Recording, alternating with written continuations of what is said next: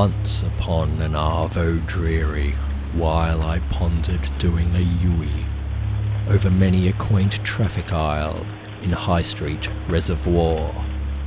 The traffic it moved not, and the radio talkback repeated the final score.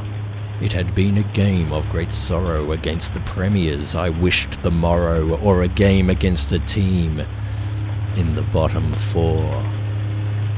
While I sat there on my way to Epping, suddenly there came a tapping from the vehicle alongside, a V8 Commodore. "'Tis some stranger," I muttered, "a peculiar face, displaying neither dignity nor grace. This truly is such a strange place." As I turned to this local of Reservoir, who there had leaned across and tapped upon my own driver's side door, and lo, 'twas a female form, for whom youth and beauty would appear nevermore.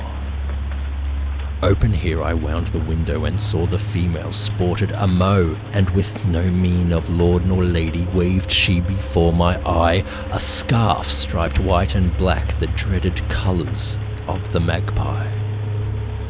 And upon her so striped head there perched a pom-pom stained with beer and sick. In haste I wound the window up, at which her Peter Stuyvesant she tried to flick. And the stivo it did hit my window, and from a mouth in which no tooth did rise, quoth the Magpie, "Come, boys!" In traffic I sat before lights red, ignoring the ghastly figure. I stared ahead, but I could not block from my vision her scarf, how in the air it waves and it flies. Then to double my despair she released Jimmy Barnes into the air, drowning out footy talk back right there. He sang "There ain't no second prize," and again the same two words I so wish to neutralize. Quoth the Magpie, "Come, boys!" Presently my soul grew weaker as Barnesy boomed from her speaker. Then spotted I a sign that read, "Roadworks, for delays we apologize." "Lord," I cried, "I cannot take any more of this banshee, I so wish to shake." And then and there my soul did break, as hopelessly I did realize indefinitely was I stranded beneath old Reservoir's skies. And quoth the Magpie, "Go, boys!" Then the Magpie did shriek and laugh as she pointed at my scarf. "Bogan," cried I, "thing of evil, who are you to criticize? Oh, why do you torment me so? 'Twere not you that scored the goals, you know." And still the traffic did not flow. So desperate was I to devise some way of retreat, but none would materialize.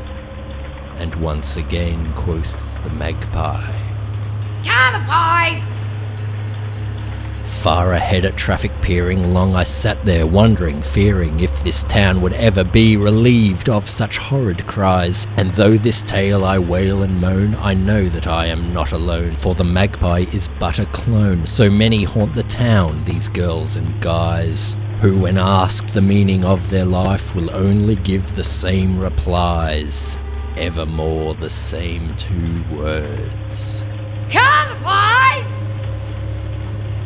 It may seem there's no end to my story, I pray the same can't be said of Magpie glory, and henceforth be I at home, work or holiday, through my suffering I realize that we all are perched beside that Commodore, be it real or metaphor, in traffic that moves nevermore, listening to the great unwise, whom with a soul that is not there, and from behind dark empty eyes, quoth the Magpie.